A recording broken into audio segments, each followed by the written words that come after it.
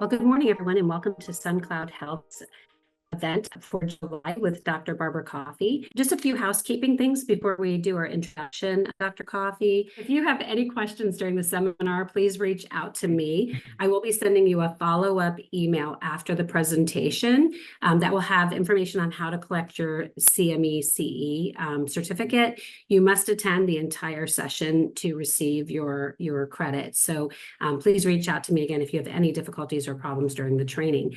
And without further ado, Dr. Chevalier is going to introduce Dr. Coffey. So Dr. Chevalier, I give you the floor.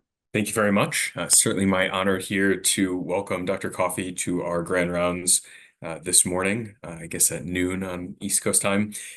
We are very fortunate to have some more of child and adolescent folks coming through recently. So you are our second in a row, taking a departure from our typical focus on adult psychiatry, which I'm very pleased to see over the summer here. So I'm going to do my best to get through this introduction here. It is lengthy for good reason. Barbara Coffey is a professor and chairman of the Department of Psychiatry and Behavioral Sciences at the University of Miami Miller School of Medicine. She's also served as the chief of the Division of Child and Adolescent Psychiatry at the Miami Miller School of Medicine since October 1st, 2017. She's the co-director of the Tourette's Association of America Center of Excellence at the University of Miami and is internationally known for her work in tics, Tourette's disorder, related disorders such as ADHD, anxiety, and OCD. She's the former chair of the TAA Center of Excellence at the Icahn School of Medicine at Mount Sinai in New York, professor in the Department of Psychiatry at ISMMS, and research psychiatrist at the Nathan Klein Institute for the Psychiatric Research in Orangeburg, New York between 2012 and 2017. Prior to that time, Dr. Coffey served as faculty at the Harvard Medical School and McLean and Massachusetts General Hospitals in Boston between 1992 and 2001. Was the associate professor at New York University Langone School of Medicine between 2001 and 2012. She's been active for many years in leadership positions in the American Academy of Child and Adolescent Psychiatry, our flagship organization as child and adolescent psychiatrist, and she's the current deputy program chair and will serve as the program chair starting October 29th, 2023, which is now. She's a permanent member of the NIMH Child Psychopathology and Developmental Disabilities Study Section, is also the author of more than 200 manuscripts in peer-reviewed journals, abstracts, and book chapters. Dr. Coffey's research is focused on clinical course, psychiatric comorbidity, phenomenology, and novel treatments of Tourette's disorder. So without further ado, I give you Dr. Coffey. Okay, thank you very much, Dr. Chevalier, for the introduction. Thank you. I'm glad to know that there are other child and adolescent psychiatrists in child and adolescent mental health folks in our audience today. I will be focusing on the pediatric side of things, but keep in mind that a third to a half of adult psychiatric disorders begin in childhood or adolescence. So I hope it's relevant to all of your practices. I'm going to start with my disclosures. And these are, I'm not going to go through them individually, but please do read them. These are active over the last 24 months. I am a member of the Galen Mental Health Advisory Board, and it's been wonderful to learn about Suncloud Health through this advisory board experience. Because I'm going to be talking about pediatrics, I will be talking about off-label indications. So I'd like to start here. Young men, go to your room and stay there until your cerebral cortex matures. If it were that easy, I think all of us child and adolescent mental health folks would be out of business. But although we know a lot more about the neuroimaging and sort of neurological and neuropsychiatric functioning, we're still a long way from being able to have the very best treatments to keep these symptoms under control. So learning objectives for our discussion today.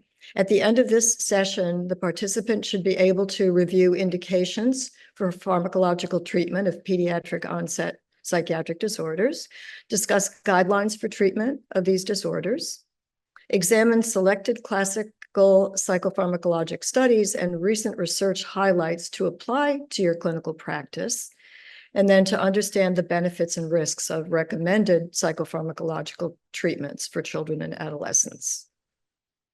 So just to set the stage for prevalence of these disorders, this is from the National Comorbidity Survey, the Adolescent Supplement, which encompassed a face-to-face survey of more than 10,000 adolescents ages 13 to 18 in the US. The results are that anxiety disorders were noted in about a third of kids, behavior disorders in almost 20%, mood disorders in about 14%, and substance use disorders in about 11%. Concerningly and importantly, overall prevalence of kids with severe impairment or distress was about 22%, which is really a large number. So put the developmental course into perspective, the median age of onset was earliest for anxiety, followed by behavior disorders, followed by mood, and then substance use disorders. So the conclusion was that very common mental disorders in adults first emerge in kids and adolescents. And this just gives you a kind of a graphic look at these disorders. Anxiety and behavior disorders, ADHD, ODD, begin early in the first several years of preschool, followed by mood disorders, which begin to onset more intensely in early puberty, followed by substance use disorders. And for those of you that treat kids and adolescents, I think you'll appreciate that in many cases, the onset of substance use disorders follows children's self-medicating attempts to medicate their own anxiety and depression symptoms. So just a few general principles of using medication for youth. First of all, we start with a very comprehensive evaluation. Kids tend to be moving targets with a lot of comorbidity. And so being able to look at that bigger picture at any one time and figure out what's going to be the target symptom for medication treatment is important. As I teach my residents, the importance of looking at risks versus benefits in pharmacological treatment, we do this with patients of all ages. But for those of you who treat youth, we also have to think about the risks of no treatment, since many of these disorders, particularly the neurodevelopmental disorders such as ADHD, will be there for a lifetime. And if we don't treat ADHD, I'm going to show you a little bit about this, some data in just a few minutes, the outcomes can be very grave. So it's important to take that into account as we talk to parents of children about prescribing medication.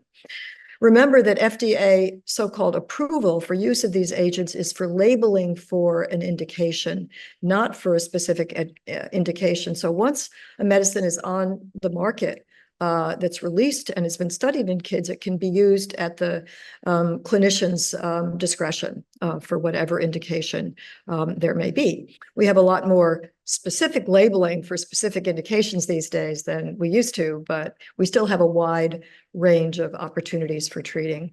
Particularly with children, it's important to remember developmentally relevant side effects. Cognition, a kid who is sedated and can't learn is not being well treated. And of course, growth and development, since many of our medications impact metabolic systems. An adequate trial in kids is often very different than adults. Typically, at least the registry trials that we do and other clinical trials are longer than the typical, perhaps 6 to 8 weeks with adults. With kids, we're talking typically 10 to 12 weeks. And I'm going to show you some of our classic clinical trials that really go out to the full 12 weeks. Targeted combined pharmacotherapy. Note, I'm not saying polypharmacy. Targeted combined pharmacotherapy is prescribing more than one medication for 2 different sets of target symptoms in one individual. And we hope that it's targeted, meaning it's not just throwing on the next drug out of desperation, that something already on board is not working. But remember that the potential to combine drugs can be helpful not only with augmenting symptom treatment, but also neutralizing side effects. So for example, the combination of an alpha-adrenergic agonist and a stimulant can be both augmentation for treatment of, let's say, ADHD or ADHD and tics, but neutralize the insomnia and the appetite suppression of the stimulant with the opposite, with the alpha-2 agonist. So we can really thoughtfully combine medications for kids. What we're going to do today is I'm going to take the classic treatments across several different medication areas and remind you about those, and then always link that into sort of take-home suggested guides for how we actually practice. I'm going to cover the main sort of primary care areas: ADHD, anxiety, depression. Here we have Johnny, age 15. saying to mom, yes, I've taken my medication. Have you taken your medication? So until pharmacogenomics really moves the needle forward, we still really do rely on our family histories of not only what disorders we see in the first degree relatives and the parents, but also what treatments have been useful. So I'm going to start with ADHD, cover both the adult and child aspects. As you know, it's the prevalence now in the United States is someplace between 8 to 10% in kids and adolescents and 4 to 5% in adults. So it's a very highly prevalent, but fortunately highly treatable condition, which is why I usually start with this. Remember, though, that as you see in this slide, that although over time, as kids go into young adulthood, they may not meet full diagnostic criteria for ADHD anymore, there will still be a large majority that will have either functional impairment or at least some impairing symptoms that are still targets for treatment. So we have to keep that in mind as we see young adults with ADHD. Just to kind of put you into the landscape of the outcomes that can be grave, untreated. The ADHD, this is a study that was done of 500 adults in the community compared with controls.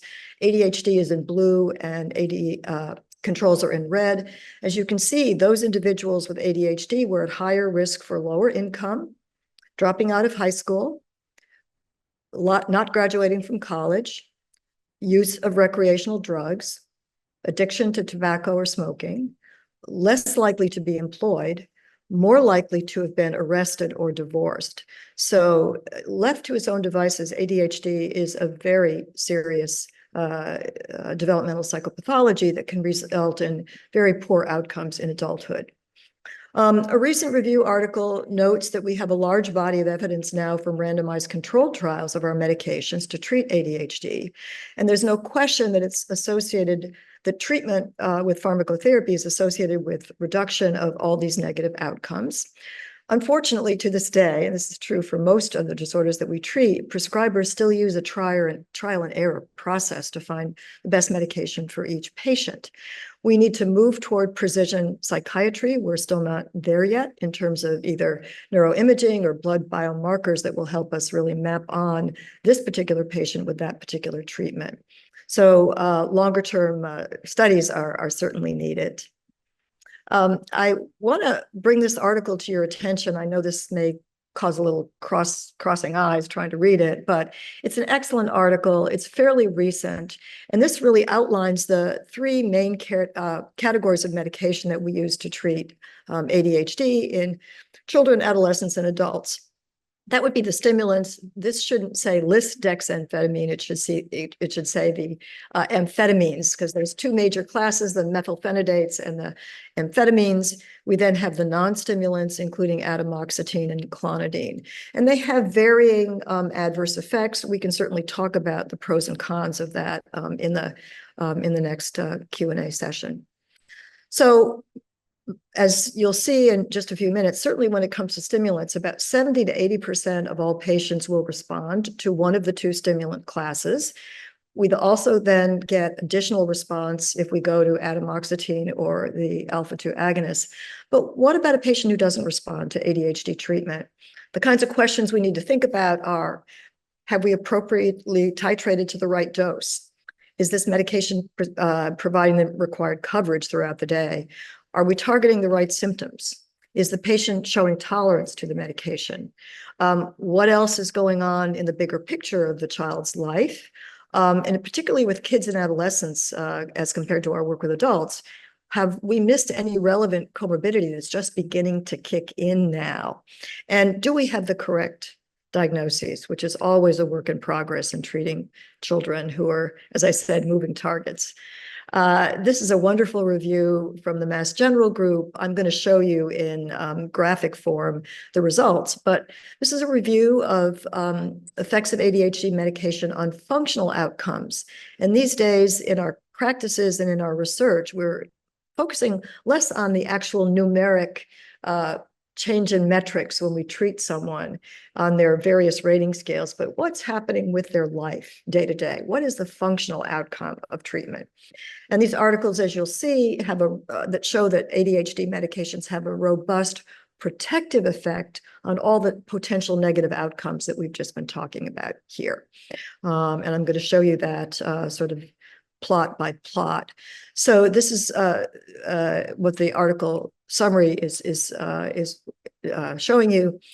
So when it comes to academic outcomes, whether it's school dropout or inability to go on to high school, injuries, and the left side of this bar show decreased odds as opposed to increased odds. So you can see we're hovering on improvement or protection from the risk of these poor outcomes.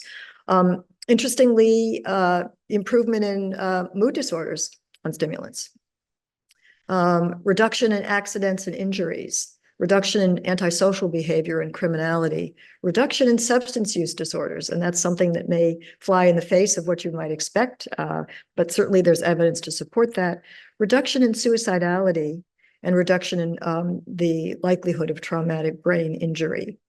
So these are very effective medicines that we know can reduce long-term negative outcomes. All right, so here we have poor Mrs. Gaffney and her classroom. Obviously, ADHD symptoms have a lot of impact in academics and school. And here we have this poor teacher wanting the kids to line up by their attention span. Yeah, right. If we could do that, it would be a lot easier to, put the kids in one place who have ADHD and work with them. So here we have just a look at what we have to treat ADHD. As I've mentioned before, the two main stimulant categories, atomoxetine and the alpha adrenergic agonists. So we've got a wide variety of FDA approved for this indication medications. The indications for stimulants are ADHD, all presentations. And just an FYI to remind you, this is one of the strongest evidence bases we have in all of medicine. If you look at the effect size being well over 1, moderate effect sizes being, 0.4 to 0.6, well, these are robustly helpful for individuals. They're widely studied. It's wonderful in psychiatry to have lots of data. We don't have as much data in our other disorders that we treat, and it's largely level A. Response rate is superb at 70 to 80%, but not all people do respond, and all medications, as you know, need to be titrated to individual clinical response. When I was training, we dosed Ritalin on a milligram per kilogram basis. We don't do that anymore. We dose by outcomes and improvement in symptoms. So the classic study for ADHD treatment is the MTA study, the multimodal treatment of ADHD study that was published in the archives in 1999. For those of you who remember it, it's a fabulous study, about 600 kids, 4 arms, medication alone, behavioral treatment alone, the combination and treatment as usual, which was seeing your pediatrician in the office, showed that medication and meds plus BT were nearly equally effective and superior to both behavioral treatment alone and community-based primary care treatment. This study now is still going on. So we have a naturalistic follow-up study. These folks are now in their adulthood, showing that indeed at least in some individuals who are being followed, that early treatment was helpful. There's some mild negative outcomes of this longitudinal follow-up. We can certainly talk about that in the Q&A. Unlike other disorders that we treat where there are new compounds or novel compounds, we don't have any brand new medicines to talk about. What we do have is innovation in delivery systems. And for those of you who treat kids and adolescents, you know that there are many kids out there who can't swallow pills. It's amazing to me. I do a lot of clinical trials, and we have to make sure a kid can swallow the pill, and they come in and no, because they've had liquid antibiotics if they've had to be exposed to a medication early in life. So we've got a lot of innovations in delivery systems. This is just a list of the common formulations for the methylphenidates. And as you can see, we've got a laundry list of chewable tablets, elixirs, oral disintegrating tablets. And as I teach my residents, there's really no excuse for not finding a route of administration that won't work in a kid with ADHD. There's even a transdermal system in the methylphenidate family. And pretty much the same on the amphetamine side. Lots of opportunities to work with the individual patient about what might be the best route of delivery. What about adverse effects? I think most of you probably know that insomnia and appetite suppression is top of the list. For a while, maybe 10 or 15 years ago, there was a great brouhaha about cardiovascular effects with concerns about sudden death on stimulants. Long story short is that there's really no scientific evidence to show that these are medicines that are likely to increase the risk of sudden cardiac death, unless there are some warning issues, such as a personal congenital or acquired cardiac disease, cardiac symptoms either before treatment or during treatment, a family history of premature cardiac disease, kid is or adolescent is on medications that might prolong the QTC interval. So what we do is we do a routine physical examination or work with our pediatricians to make sure that's in place, and then monitor blood pressure, heart rate ongoing. There is data to show that there are minor increases in blood pressure and pulse with stimulants. This is, after all, a sympathomimetic sort of increase in the cardiovascular system, but really at very minor levels. So we do need to monitor heart rate and blood pressure, but not to worry. An EKG may be helpful, but is not mandatory if the child is otherwise healthy. We do recommend an EKG in adults, just because adults are more likely to have had some kind of cardiac issues, particularly, the older adults or those who come in and they're already obese or hypertensive. So in that case, we usually do recommend an electrocardiogram. But a routine Holter monitor, an echocardiogram is certainly not necessary unless there are specific reasons to think about cardiac concerns. Most importantly, though, we monitor cardiac symptoms during treatment. Ask the kid or adolescent, how's their exercise tolerance? Have they had any chest pain? Are they short of breath? Any kind of symptoms that might point in the direction of the cardiovascular system. What about the non-stimulant medications? As I mentioned, 70 to 80% of kids will respond to a stimulant, one of the two big categories. The good news is we've got well-studied options now for both youth and adults. For atomoxetine, the good news is it's a good option. The bad news is if the kid has already been exposed to a stimulant, there's some evidence to show that they may not respond as robustly to atomoxetine if they've had a stimulant, but it's no reason not to try it. And if the patient comes in with a significant oppositional defiant disorder, a tic disorder such as chronic tics or Tourette's disorder, a lot of anxiety, comorbid, or substance use disorders, these are a good, atomoxetine is a good alternative to use. Thankfully, we also have the two main alpha-2 agonists. That would be guanfacine and clonidine. They are both available in extended release, as you know, and have been studied in both youth and adults. So it's a really good alternative treatment.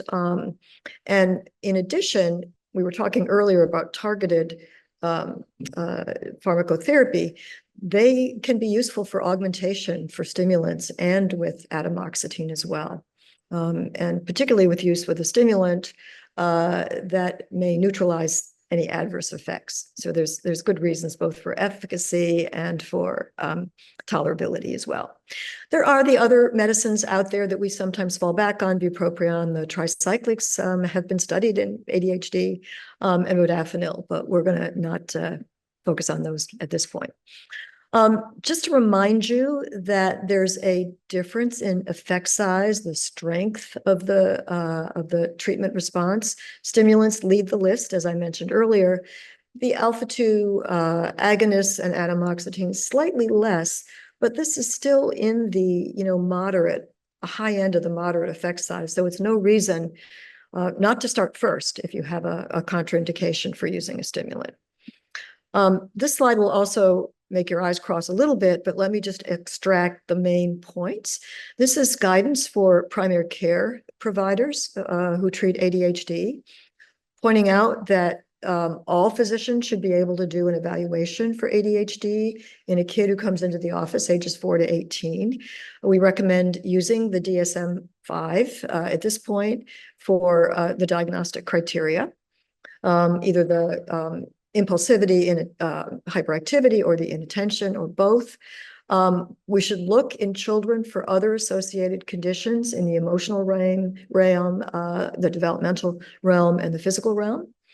And recognize ADHD as a chronic condition and recognize that kids will need to be followed up. And I showed you that slide initially showing way into young adulthood and longer. For preschool children, the guidelines are start with a parent or teacher administered behavior therapy. Usually it's coaching, usually it's parent guidance, working with a parent, maybe parent-child interaction therapy. And you may prescribe a methylphenidate stimulant if behavioral treatments aren't effective. For school-age children, you can be a bit more aggressive about using a pharmacotherapy. For adolescents, the guidance is not only be a little more aggressive with the pharmacotherapy, but make sure you're doing ascent with the adolescent as an independent participant in the treatment at a different level than you would do with a school-age child. And then titrating the dose to a clinical response and monitoring over time is excellent.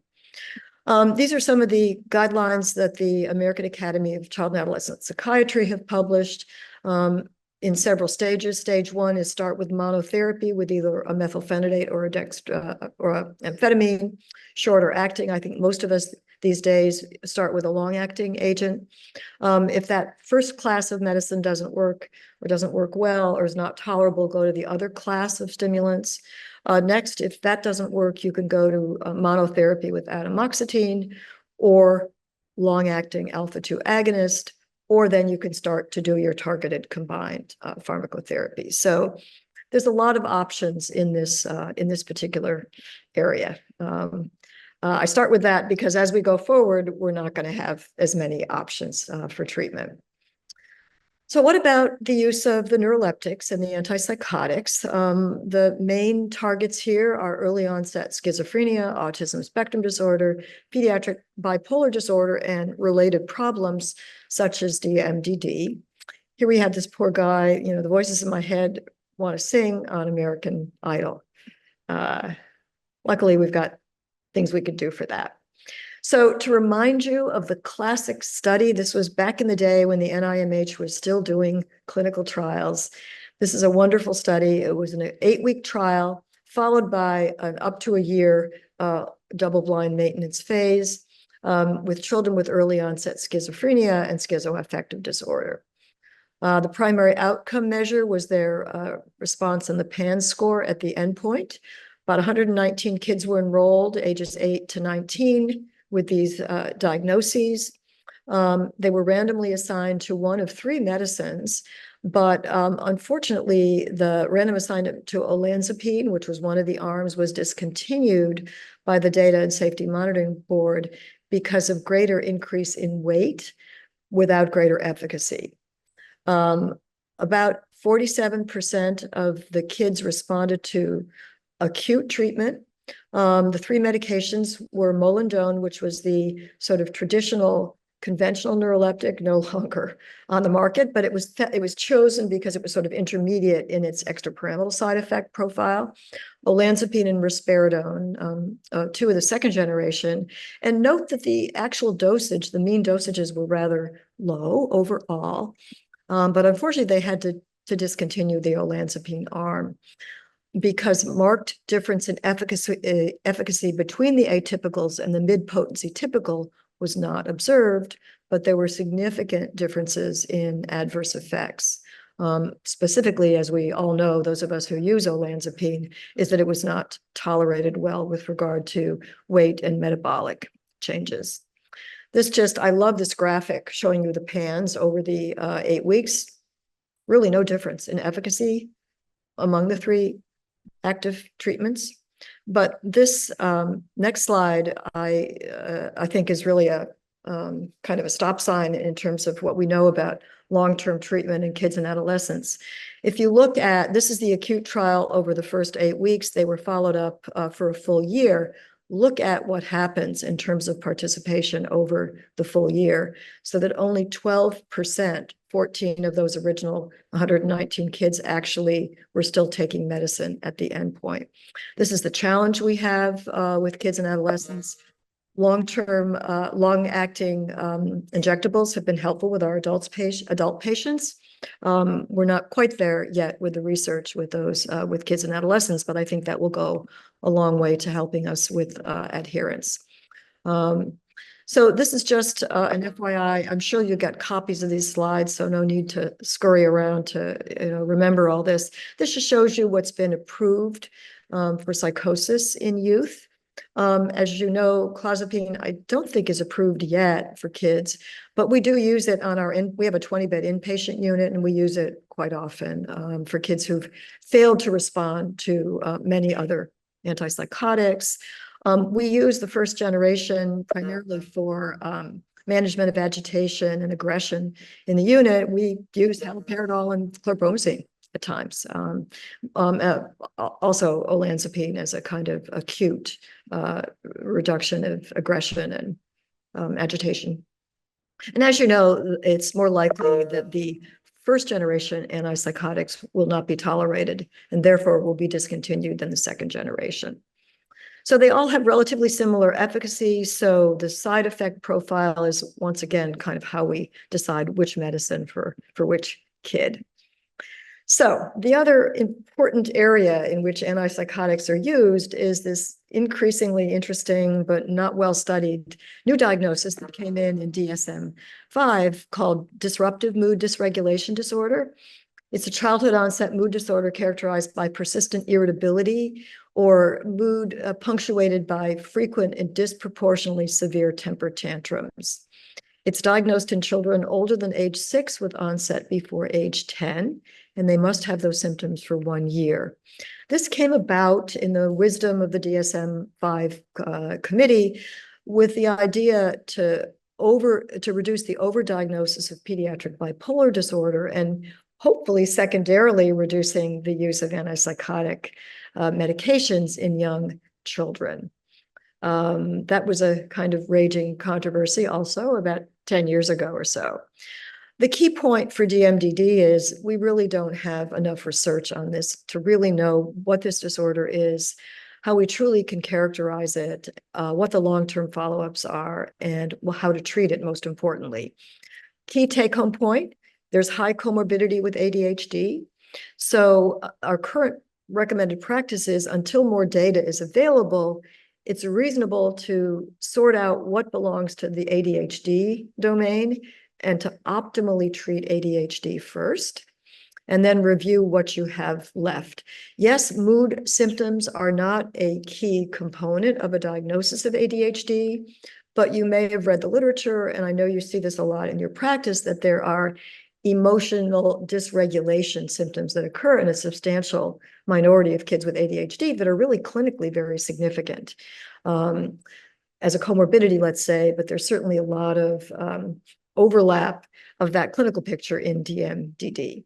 So we recommend find ADHD symptoms if you can, treat them, and we often end up with a combination of a stimulant and an SSRI in the DMDD realm. Just a bit about what's happened. I won't go into details. This was a look at diagnostic trends and prescription patterns in disruptive mood dysregulation disorder and bipolar disorder.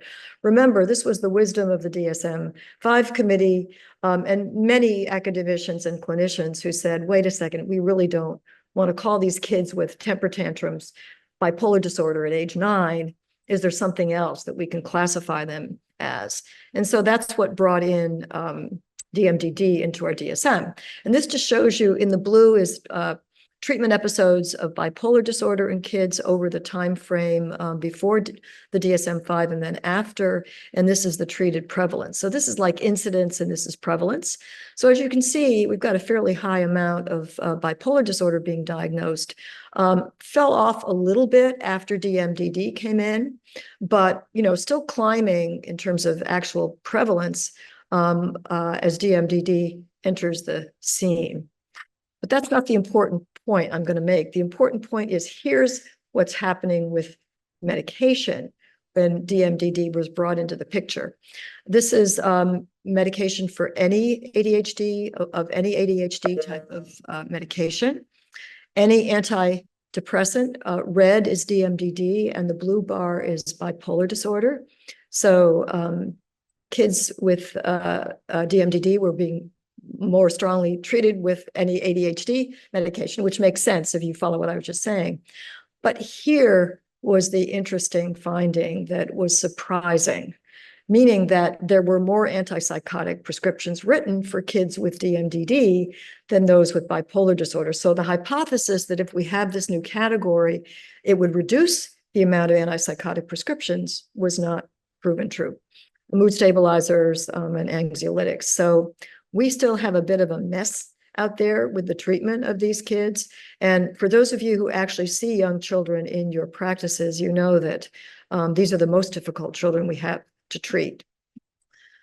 Okay, what about the differences in response between adults and children? This is a lovely study that Chris Carell published many years ago, showing that adults with bipolar disorder are more likely to respond to mood stabilizers like divalproex, lithium, topiramate, or oxcarbazepine more robustly than children are.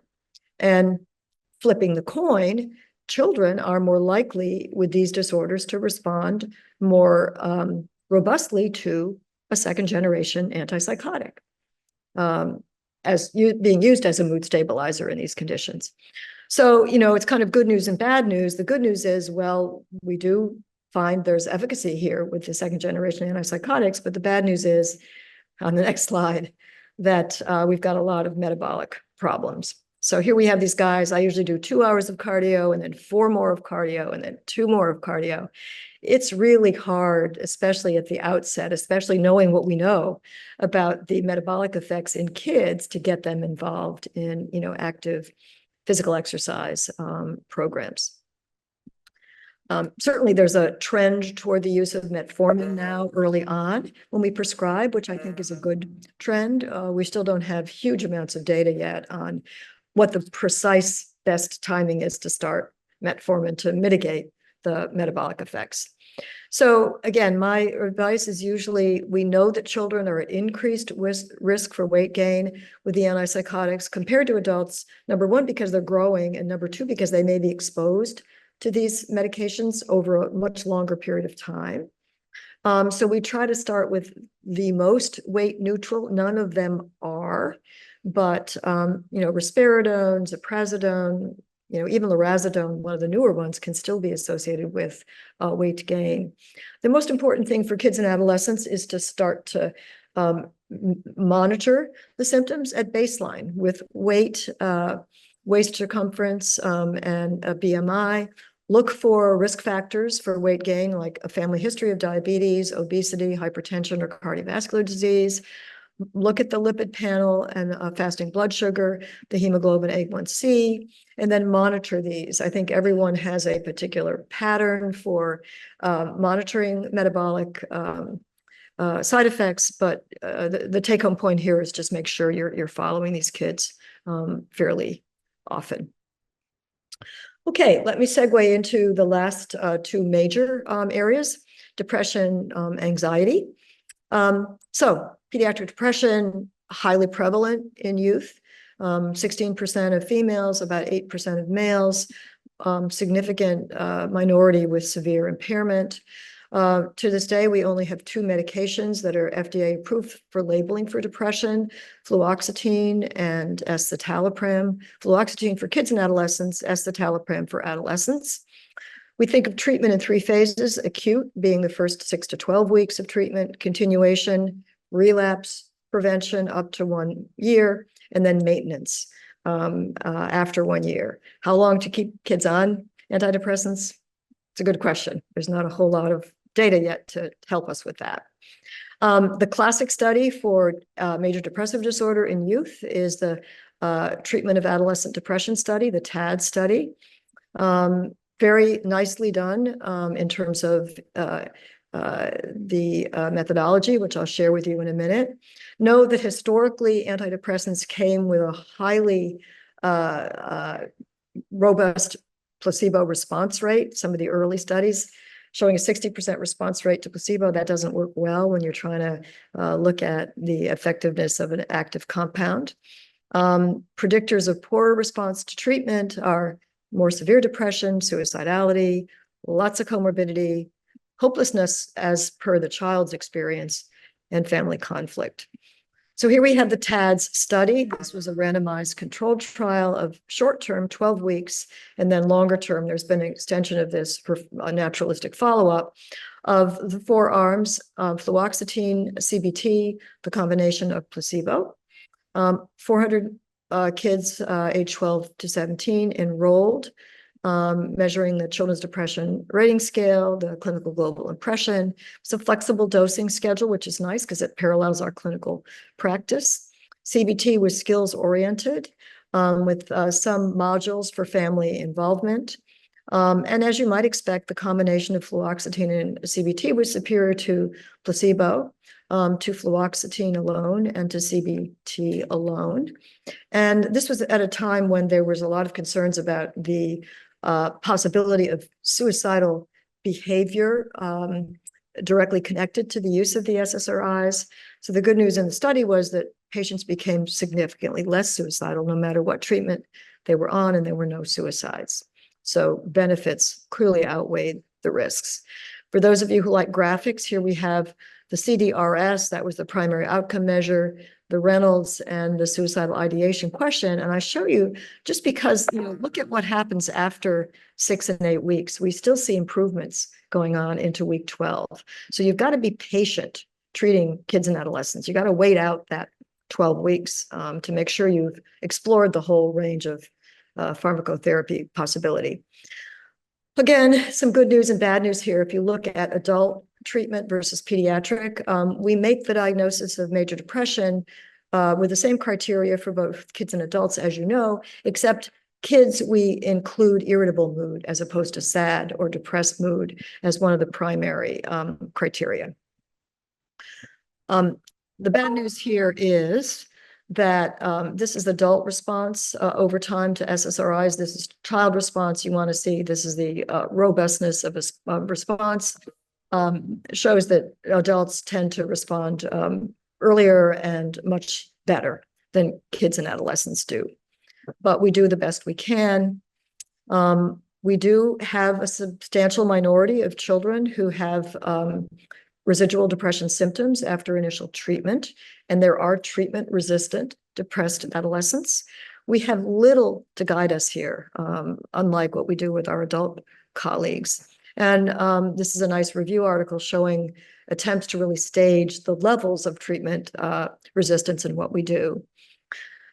The good news and bad news here is this is a really interesting comparison of pediatric indications for treatment of depression and anxiety versus adult.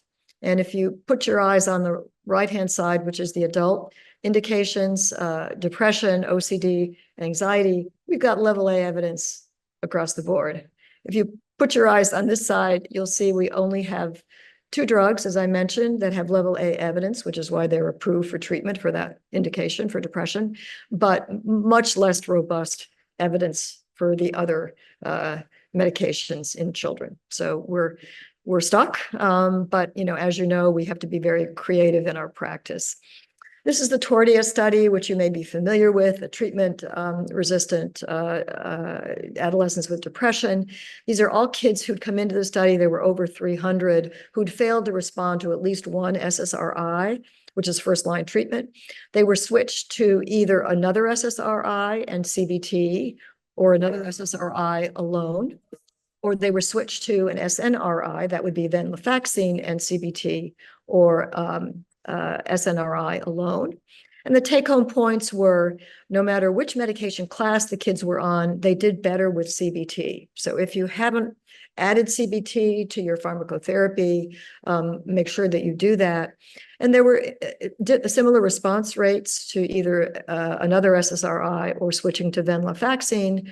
But for those of you who use venlafaxine, you'll know that there's a significantly greater side effect burden in the SNRIs, well, venlafaxine in this case in particular, than the SSRIs as regards particularly cardiovascular effects, blood pressure, et cetera. So there are pros and cons. I won't have time to go into this, but just to sort of forecast what I'm going to see, what I think we'll be seeing more of in the future, is there's a recent ketamine, IV ketamine study done in adolescents with treatment-resistant depression. A very small study. Midazolam was the control, showing that it was well tolerated, at least over the short term, and seemed to be effective. So I think we're going to be seeing more of ketamine as we have seen exploding in our work with adults. We don't have anything on psychedelics yet with adolescents, but you can imagine that that's going to be coming down the road at some point. How long do you keep kids on an antidepressant? We really don't know. The TAD study is now in a longer term follow-up, but it's naturalistic now because most kids don't stay on their medicine over time. But we suggest at least 9 to 12 months of active treatment to get them in through that lack of recurrence phase and then into maintenance beyond that. But we need a lot more research in this area. So how to treat, make sure your evaluation is comprehensive. Of course, even though we have no evidence for suicidality being increased on our SSRI, make sure you assess that with the Columbia Suicide Severity Rating Scale. We recommend starting with one of the FDA-approved agents for that indication. Parents usually feel more comfortable with that. We start low and go slow. In most cases, particularly in outpatient practice, that's perfectly fine. Monitor the symptoms and response closely. And then I usually tell my residents, we don't have much pharmacogenomics yet in depression. We have a little bit in anxiety, but please take a family history, not only of depression and bipolar disorder and so forth, but what family members have responded to. So last but not least, anxiety, OCD, and tics. So here we have Professor Gallagher and his controversial technique of simultaneously confronting the fear of heights, snakes in the dark. I don't think that would get through many of our IRBs, but it's my reminder to tell you that I'm talking about psychopharmacology today. I'm not talking about the beautiful, well-evidenced cognitive behavioral therapies and other evidence-based therapies that we have for these conditions, particularly the anxiety disorders. We can certainly talk about the role they play in the Q&A, but we start in most cases with a very good psychotherapy first. But here's the classic case for anxiety. This is the CAMS study, the Child and Adolescent Anxiety Multimodal Study, published a while ago now in the New England Journal. They enrolled almost 500 kids with either or social anxiety disorder, generalized anxiety disorder, separation anxiety disorder, GAD, and social phobia. Mean age is about 10 to 11. This too was a 12-week treatment phase. Mean dose of sertraline was about 140 milligrams. And as expected, the combination of the behavioral therapy and the medication was the best effectiveness overall. CBT and sertraline about the same efficacy. And I love this study because look at that placebo response rate, just 24%. So that shows you this was really a well-designed study. So that gives us our database from which we go from here. And as you can see in this graphic, placebo, again, over 12 weeks, placebo was less effective than the monotherapies. The combination was the most effective. So we know that SSRIs are first-line treatment if you need to go to a medication following a trial of CBT. We know that, as I mentioned earlier, in the treatment of depression, that the SNRIs and the SSRIs differ in tolerability. But the particular risk that I think we worry most about, which is suicidality, does not differ between these two agents. And we now know, after quite a lot of study and hand-wringing, that really the relative risk of suicidality on an SSRI or an SNRI relative to placebo is approximately 2%. So it's a very small relative risk. And it shouldn't keep us from going in the direction of treating with these agents. This is some of the work of Jeffrey Strawn in his lab at the University of Cincinnati, fabulous researcher doing some of the premier pharmacogenomics work in our country, if not the world, on anxiety and SSRIs. And this just shows you on this graph, the mean change over time of both the SSRIs and the SNRIs in symptoms of anxiety. And on the other side, this compares the SNRIs to the SSRIs. SSRIs are in the blue and SNRIs are in the green, showing you that, you know, at least in this work with anxiety, that the SSRIs may be slightly more effective. This just is a comparison of the side effects. I'm not going to linger on this, but you'll have access to these slides so you can sort of enumerate which is more or less likely on the two compounds. As you know, I still consider OCD an anxiety disorder, even though it's not, it has its own category now in the DSM-5, but we've got a fair amount of specific indications for the treatment of OCD with the SSRIs. I like this graphic just because this kind of shows you treatment response. These are the sort of the number of studies and the overall efficacy of these medications. So SSRIs sort of top the list. Again, this is anxiety, followed by the SNRIs. Tricyclics were used in the old days to treat anxiety, and there was some modest efficacy. Interestingly, in pediatric psychopharm, there is very little work on the benzodiazepines. I review the literature occasionally. I use a fair amount of benzodiazepines for tics, but the literature on pediatric use of benzos is really pre-dental procedure and pre-anesthesia in the OR. So not much for anxiety disorders. I think there's a lot of concern about the so-called, you know, explosive outbursts and rage effects and disinhibition that can occur with the benzos. But I think there probably is a role there. The problem is, you know, they're all off patent, and I think nobody really wants to study them at this point, but we need more information. These are the alpha-2 agonists, which do have, can be helpful, particularly guanfacine, with regard to anxiolytic effects. And here's our favorite buspirone, which we can certainly talk about in the Q&A. So what do the studies tell us? How do they guide us in treatment? Always begin with cognitive behavioral therapy if the symptoms are mild to moderate. If they're moderate to severe, that means let's add in an SSRI of your choice. Again, start low and titrate upward gradually. Anxiety symptoms may respond earlier than depressive symptoms do within the first few weeks. And remember, we've got duloxetine nowadays, which has been studied in GAD, by the way, in kids, so that's a good alternative.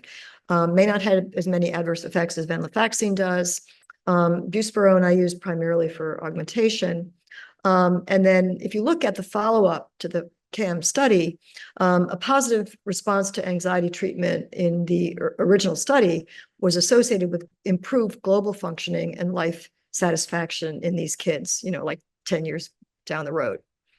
So last few minutes to talk about OCD, one of my favorite topics. So there's a bimodal age of onset of OCD. In our adult world, it's typically, 20 or in the early 20s. In kids, it's around mean age 10. In childhood, there's a male predominance. They come to us with a strong family history. There's high comorbidity with tic disorders and ADHD. And of course, the difference in our diagnostic criteria is these kids lack insight into the unrealistic nature of their thoughts. So not to worry if they're not sort of reality testing. This is the work of my friend and colleague, Dan Geller, just showing the bimodal age of onset in pediatric versus adult. Orange is the adult and blue is the pediatrics. Remember that kids will come in, they don't have to have insight, and they will often have tics. So make sure that you look for tics in these kids. As you know, we start with exposure and response prevention. In kids, we teach them to externalize the OCD and to boss it back with exposure and response prevention. The American Academy, of course, recommends CBT as the first line for treatment for mild to moderate OCD. The comparable classical study is the POTS study. 112 kids, 3 centers in the US. This used sertraline, cognitive behavioral therapy, the combination against placebo. And in this study, there was a robust effect of combination treatment, significantly higher than CBT or sertraline alone. So a real good evidence base for the importance of combination therapy.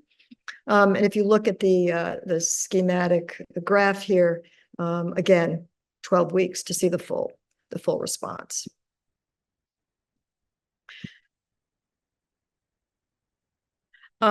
We don't have as many indication approvals for kids and adolescents as we do in adults, but we roll out the usual and customary suspects to treat pediatric OCD. So at least 10 to 12 weeks. I usually begin with fluoxetine. Relapses are common when medication is discontinued. Again, we ask people to maintain for 9 to 12 months after they've received a treatment response. We don't know when to take kids off. So that's certainly something that we can talk about. So last but not least, one of my favorite topics is the persistent tic disorders.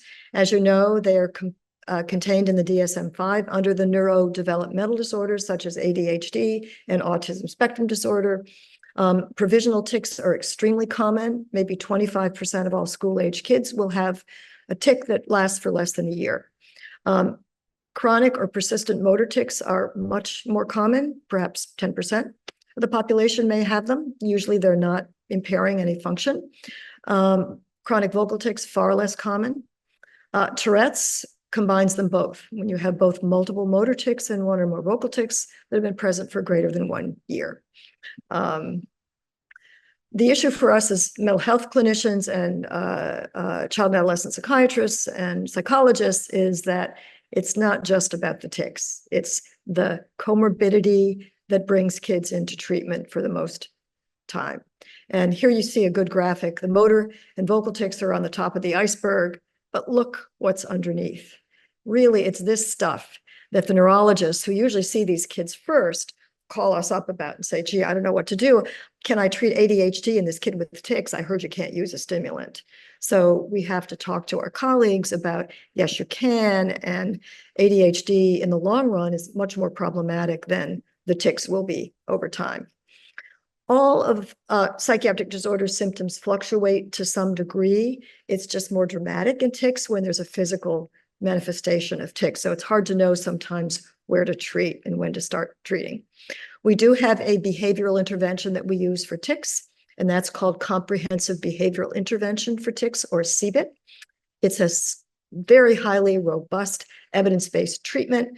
First studies were published, a long time ago. I just wrote the commentary in the Journal of the American Academy of Child and Adolescent Psychiatry a couple of years ago about the long-term follow-up now.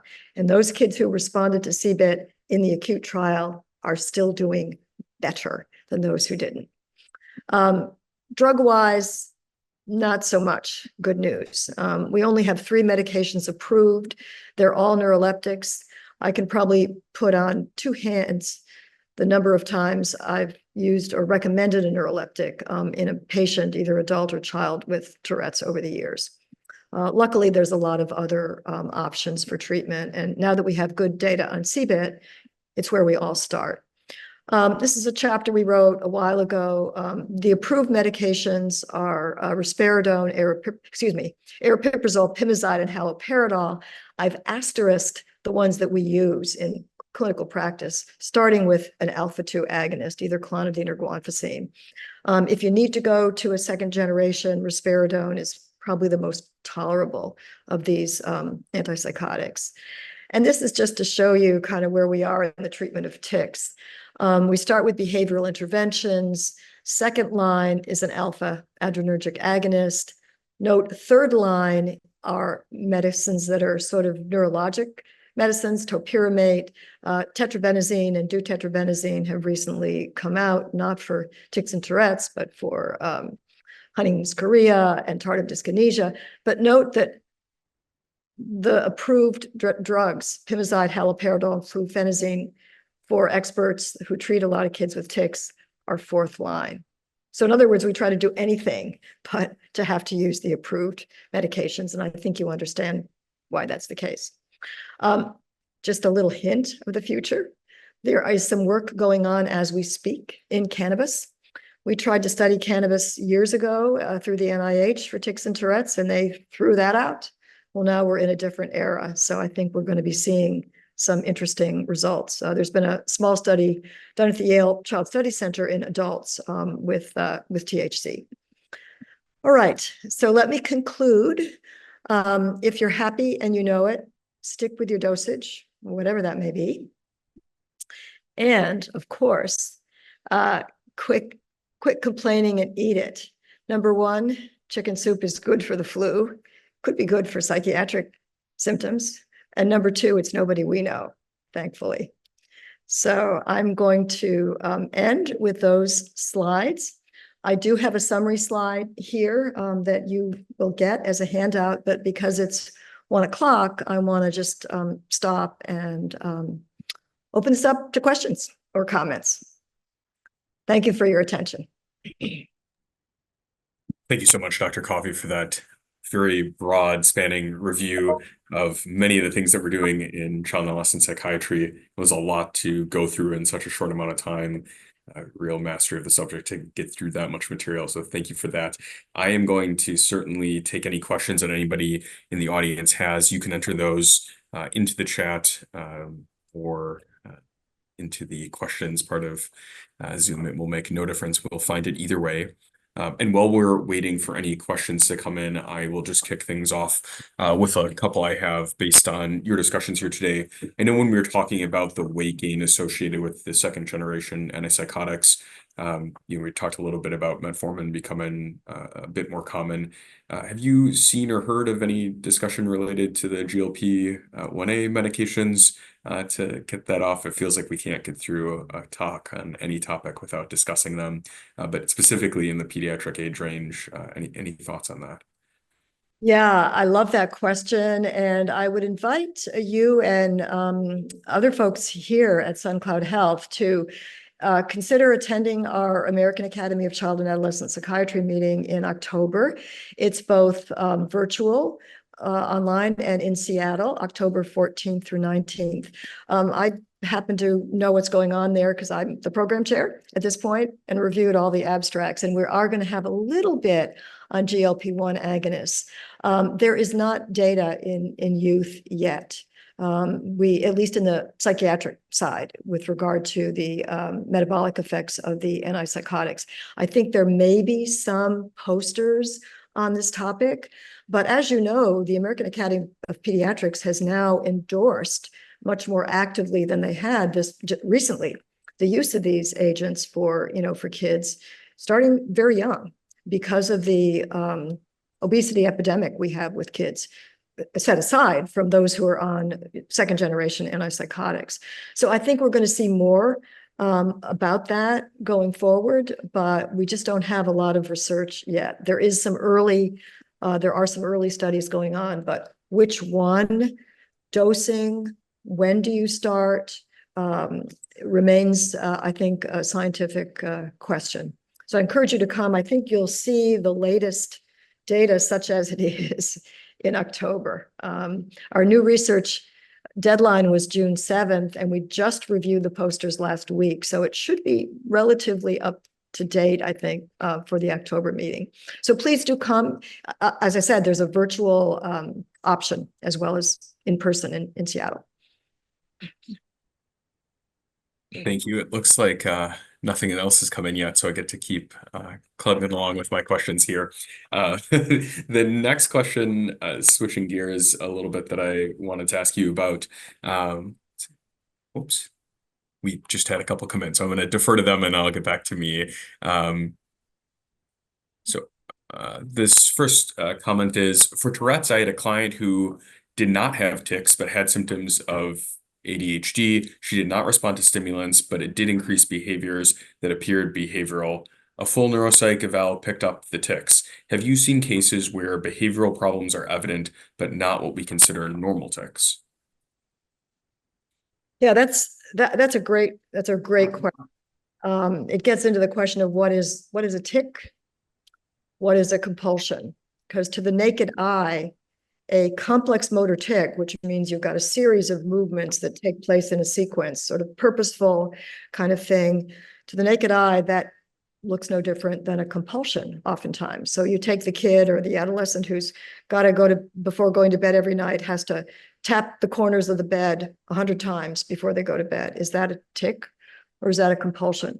So sometimes it's really very hard to distinguish that. And we are there's fMRI studies, there's, investigations into sort of diving deeper into the phenomenology of what really goes on before that movement or that compulsion takes place. So that, is sometimes somebody will tell you, comes in at 25, I had tics as a child, I don't have them now. Who'll still be subtly blinking or, having a shoulder shrug here and there. So tics are very easy to miss or very easy to confuse with other types of behaviors. So what I would say in a case like this, if you're not sure, there's a couple of scales. There's the Yale Global Tic Severity Scale, which is public. It's online, which goes through an inventory of motor tics, both the simple and the complex, vocal tics, the simple and the complex. There's also the premonitory urge scale for tics. We call it the PUTS. And I've sometimes, if I'm not sure and I'm not seeing anything and I get this history, I will administer, have them self-report or administer these scales to the patient, and you'll bring things out. It's quite interesting. We've been doing a genomics study of tics and Tourette's disorder, in which we enroll trios, a proband and 2 birth parents. The proband has to have tics. Neither parent should have tics or OCD, because OCD and tics are related genetically. So many times when we ask the parents details, and these are parents like in their 30s or 40s or 50s, they say, I have tics too.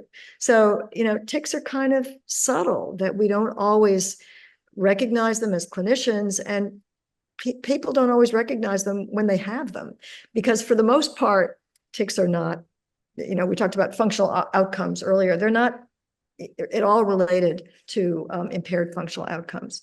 So important to have your eyes and ears open to hear about tics. But they're sometimes difficult to diagnose, for sure. Thank you for the question, and thank you for that answer. Looks like it's back to me. So to my question I was going to ask you about, I know you've had the pulse of child and adolescent mental health for a long, long time now. And I'm kind of interested in your thoughts on some of the changes that we're seeing in the data more recently. I know I only have seen access through the 2021 data from NIMH on the rates of depression, but on the latest data from 2021, we're looking a little over 20% on adolescent major depressive disorder. This number's increased dramatically, over the past 10 to 15 years, based on the data that we're seeing here. Just from somebody who's kind of lived through this, treated this, do you have thoughts a little bit on the significant rise in rates of clinical depression? What should we be thinking about as maybe as both providers and as a country about that? Yeah, thank you for that question, because that comes up so often. It's interesting. I think we all kind of point to the pandemic as being the nidus of the increase in both depression and anxiety, and patients coming to us with these symptoms. But if you look back, and I think the CDC had been tracking this even before 2020 or 2021, rates were already rising. So I think we have a public health problem on our hands. I think they're going to continue to rise. I think one of the big questions, and there is some data now coming in, again, you're going to see that data at the ACAP meeting, is that there appears to be, at least in some studies that have been done, a correlation between use of social media and amount of screen time and mental health conditions, not just depression and anxiety, but this sort of burgeoning of eating disorder symptoms. I know you folks treat eating disorders in your IOP or your PHP, and there is definitely data to show that social media has really been a factor in bringing that to people's attention.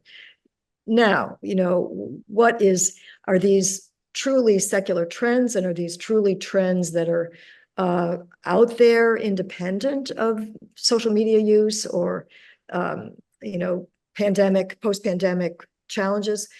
I don't think we know yet, but I think it is very much upon us to continue to monitor this very, very carefully and closely.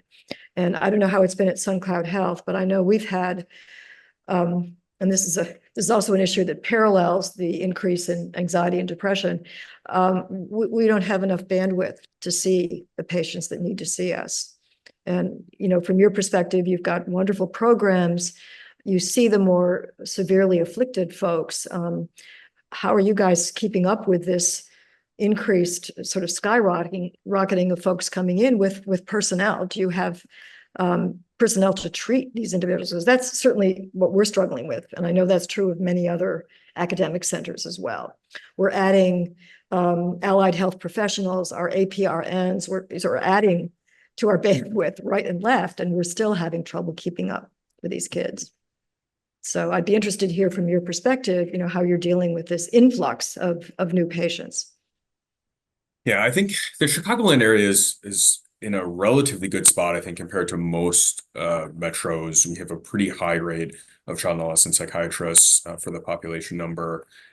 And there's just been kind of these independent PHP IOP programs that have been founded by a variety of different psychiatrists rather than institutions. And so I think it is largely happenstance that we just happen to have a lot of bandwidth, from a metro standpoint, from addressing some of the more severe things going on. Having said that, there's still always the crunch of getting kind of the blocking and tackling and the meat and potatoes work done, and having access to good outpatient psychotherapy, good outpatient, child and adolescent psychiatry, good evaluations to understand what's going on is always at a premium. Even for folks with good private insurance, I think getting in in a timely manner remains very difficult, from an outpatient perspective, which is really the core, I think of taking care of our youth going forward. So we certainly have, difficulties, even in a place that's as well resourced as the Chicagoland area. And a lot to be done, but I think, again, we do what we can here in our space and have, been able to expand, and get our program into the city and have our program in Naperville and our program here in Northbrook, and, take care of youth in different parts of the city, and have done a really nice job with that. I have to say so myself. But there's certainly a lot of space to be doing more work for our population. Yeah, I think that's good to know. And that's really wonderful to hear, because that's not the typical conversation that we have with my colleagues across the country. What are we doing with these kids, and how can we possibly meet all their needs? I think the other trend that I didn't mention that's important here, because it's going to impact not only us as child and adolescent clinicians, but our adult colleagues, is that age of onset of symptoms, of mental health symptoms, is now becoming earlier and earlier. Mm-hmm. Now we're seeing suicide rates in prepubertal children, and that was just never a factor before. How to understand that? Is this too related to social media? What else is going on? Is it something in the environment, climate? So many different factors outside of the neurobiology of each individual that may be playing a role that we're trying to catch up with. It used to be early identification of schizophrenia, let's say, started in the teens with the prodrome. And now we're down to school age kids. And can we identify symptoms very, very early in life? It's more than academic, because it really is important in terms of both preventing further functional impairment of the disorder down the road, but also knowing how to do screening in younger children. When do we start screening younger children for these things? So it's, I think it's a very troubling trend. And I'm glad to hear that in the Chicago area. I'm sure Illinois rates so much higher than Florida does, for example, in terms of mental health services and availability. So it's good to know, to sort of stay ahead of the curve when we anticipate going forward. This trend is not going to go away. This trend is only going to get magnified over time. Yeah, I think, even at that small piece of the PHP IOP that we do a pretty good job of around here, the schools, how they handle things. I mean, that has still been, it's a constant scramble for them to be able to address that. I mean, we've a lot of really incredible schools, nationally ranked, and that do an amazing job in the public space in the Chicagoland area.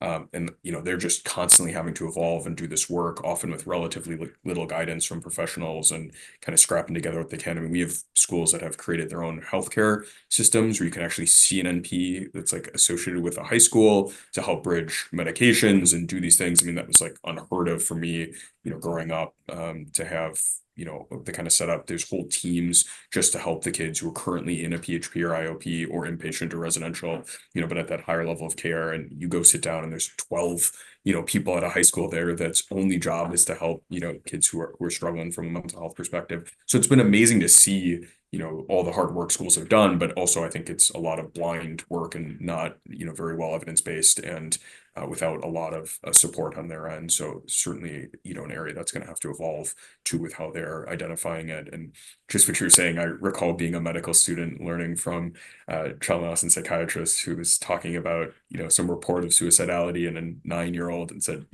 we don't need to go see that patient. Like, this isn't, even a thing that should be on anybody's radar. Let's not make this a bigger deal than some misinterpretation of what this kid must certainly be saying. And now, of course, these are absolutely happening, and unfortunately coming to roost. I have one other question from one of our psychiatrists in the chat here. She's wondering, can you please advise on the treatment of DMDD? Would you start with a low dose of an SSRI, go right to a second generation antipsychotic? Any other thoughts on the pharmacologic interventions in DMDD? Yeah, thank you. Thank you for that question. As I mentioned, in one of my slides, I think we try, if we can, to start with a stimulant if the kid meets even sub-threshold diagnostic criteria for ADHD, because in general, stimulants, there's data to show that stimulants reduce aggression, period, reduce that kind of behavior. They don't necessarily act on the mood. So a stimulant and an SSRI can be very helpful. The SSRI certainly can address the irritability.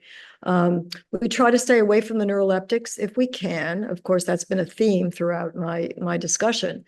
But there are kids, and I think these are the toughest kids that come into our clinics with explosive outbursts and with rage attacks. And with those kids, if you've done your best duty with the stimulant and you've tweaked it a little bit, you've added a little bit of SSRI, then yeah, that might be an indication for adding a tiny little bit of an antipsychotic, just to take the edge off further. But I've found that if I can really get as much stimulant on board as possible without causing too many side effects, because usually they're pretty well tolerated, that in and of itself will reduce that volume of aggression and agitation, which can be very helpful. But it won't necessarily impact the mood. So that's where you bring the SSRI in. But I think, fast forward 5 years, hopefully we'll have a lot more specifics on who these kids are, what happens to them over time, et cetera. And just, get back to your comment, Dr. Chevalier, about schools. The other thing that's going on now in some states, for example, Texas has a lot of money. I just reviewed a bunch of grants there for their Emerging Leaders program. They're doing a lot of peer-to-peer outreach in schools, of like designated peers who are willing to be ambassadors for mental health and will actually know which kids are having problems and, intervene at that level in very structured kind of protocols. So I think we're going to see some more creative ways to help us with our bandwidth problem in the mental health profession going forward. And yes, I think for prevention, if schools can play a role, that will make, a lot of difference down the road. As of now, that is a summary of our questions. I think it's been a great talk here today and a great question and answer session. Certainly appreciate everybody who's still on this video listening to us. Continue here, coming into lunch hour, into the afternoon, wherever you're at. If anybody does not have any final questions or thoughts, Great training today. Learned a ton, so thank you so much. We're excited that you've been a part of our journey here as we develop this series, and really just value your information and your training today. For everybody who is on the call, I'll be sending out an email in the next 10-15 minutes. I will add the links that Dr. Coffey spoke about and Dr. Chevalier put into the chat here, and information on how to get your CE. If you have any questions, please reach out to me directly and I will help you out, okay? Dr. Coffey, thank you so much. I'll be sending you an email as well. My pleasure. Great audience. Great job. Together in person, but this works. If anybody has questions that they email me, I'll send them your way and I'll answer, get them back to the answers back to them, if that's okay with you. That'd be great. We'd welcome that. All right, great. Well, thank you so much, everybody. Have a great day. thanks for your time. Bye-bye. Bye.